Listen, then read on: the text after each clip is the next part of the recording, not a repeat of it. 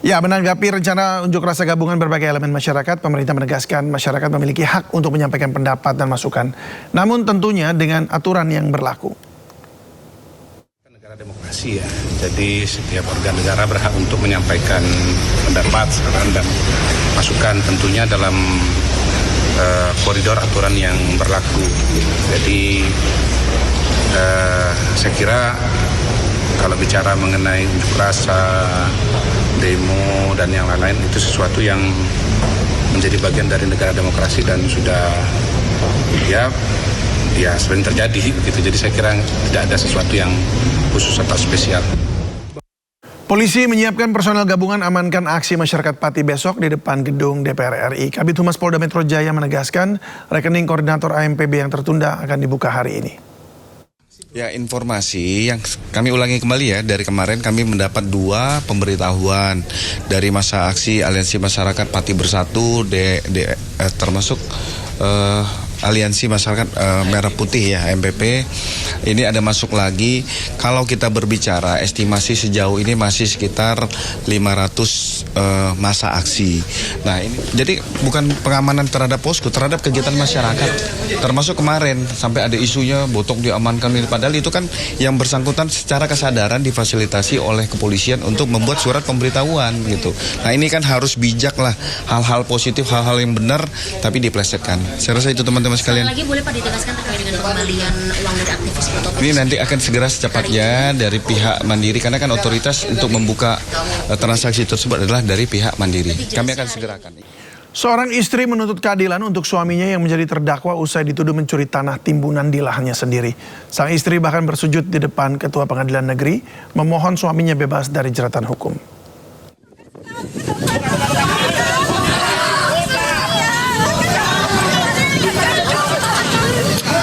Wanita yang membawa 2 anaknya ini menerobos masuk ke gedung Pengadilan Negeri Suguminasa, Kabupaten Goa, Sulawesi Selatan.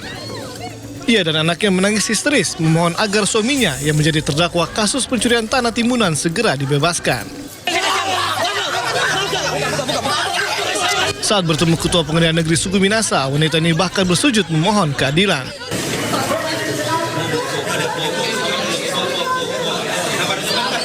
Sebelumnya seorang pria, Ilyas Sitaba, menjadi terdakwa karena dituduh mencuri tanah timbunan di lahannya sendiri. Namun saat ini lahan yang diklaim milik terdakwa masih berstatus sengketa dan bergulir di pengadilan. Mereka meminta keadilan dan kami pastikan bahwa lembaga pengadilan adalah tempat orang mencari keadilan. Makanya prosedur di persidangan itu semua harus berjalan dengan normal. Jadi kami minta pengertiannya teman-teman dari keluarga terdakwa maupun LSM maupun dari lembaga adat untuk sabar menunggu putusan. Jangan sampai kehadiran mereka nanti dimaknai oleh orang atau pihak lain bahwa pengadilan dalam tekanan. Sementara istri terdakwa mengaku tidak ada bukti yang konkret yang diajukan oleh jaksa selama di persidangan. Kasus yang menimpa suami saya itu adalah tuduhan pencurian timbunan sebanyak 4 mobil, di mana di dalam kasus ini di persidangan terbukti sudah bahwa 3 saksi dan 1 korban itu tidak ada yang melihat kasus pencurian itu dan tidak ada barang bukti yang bisa ditampilkan oleh jaksa selain dengan foto sementara suami saya memegang sekopan yang tidak menggambarkan adanya tindak pidana pencurian itu. Dan 1 orang saksi kunci yang dihadirkan yaitu saudara Kaharudin Dempata ini mencabut keterangannya di dalam BAP. Kasus sengketa lahan ini menjadi perhatian sejumlah ormas di Goa yang mendesak adanya keadilan untuk warga yang tidak bersalah. Dari Goa, Sulawesi Selatan, Bukma, iNews melaporkan. Pelapor kasus dugaan penggunaan ayat Al-Quran dalam acara promosi minuman keras di Ancol menjalani pemeriksaan di Polda Metro Jaya pada hari ini.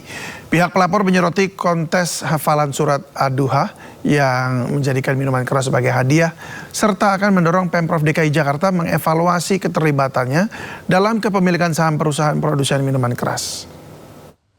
Jadi yang dilaporkan ada yang kemarin kita 2 orang.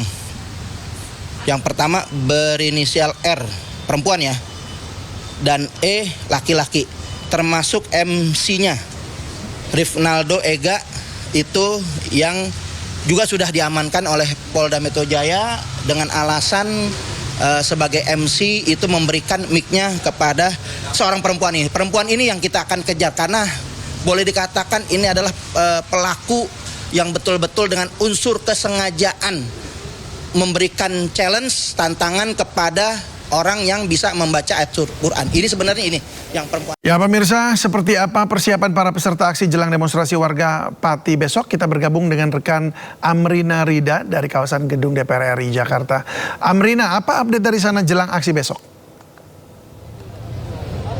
Iya, David dan juga pemirsa, sore hari ini jelang aksi yang akan dilaksanakan besok, nampaknya memang sudah ada posko yang didirikan oleh perwakilan dari Aliansi Masyarakat Pati Bersatu, yang mana posko ini seperti terlihat di layar saat ini adalah posko yang didirikan untuk menerima bantuan-bantuan logistik dari seluruh masyarakat. Dan memang kalau kita lihat saat ini, beginilah situasi di area posko dari perwakilan Aliansi Masyarakat Pati Bersatu, yang mana sudah ada puluhan dari perwakilan yang sudah standby di area posko ini, baik itu mereka yang berasal dari Aliansi Masyarakat Pati Bersatu ataupun juga di area ataupun juga dari aliansi lain. Dan kalau kita lihat memang bantuan logistik, lalu juga seperti beberapa puluhan dus air mineral, lalu juga makan-makan ringan, roti-rotian, ini nampaknya juga diberikan ataupun juga didonasikan oleh sejumlah masyarakat untuk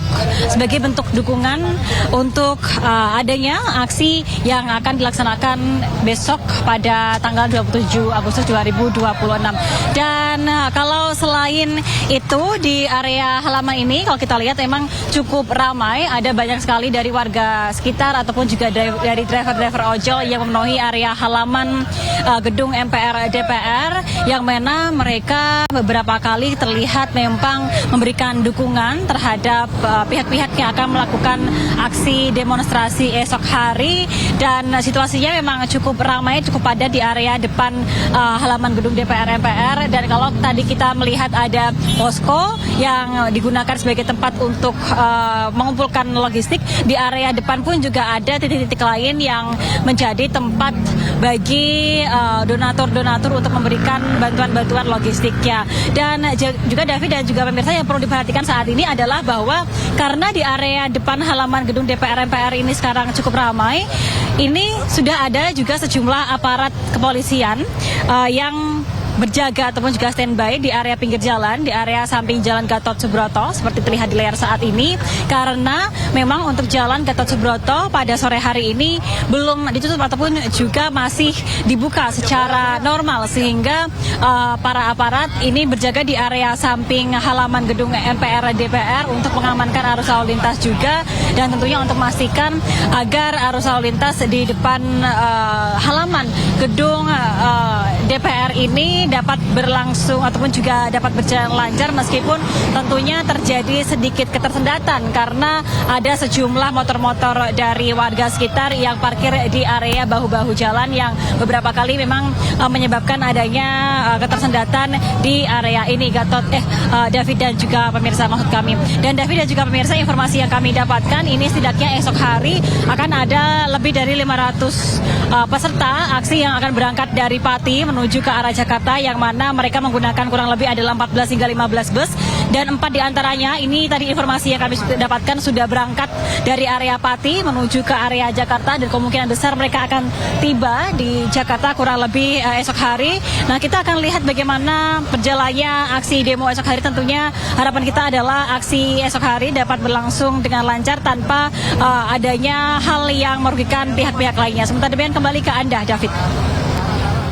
Ya baik, kita harapkan semuanya berjalan dengan baik, penyampaian aspirasi dan juga jawabannya tentunya dari pemerintah atau dari DPR RI. Terima kasih Amrina Rida. Selamat bertugas kembali.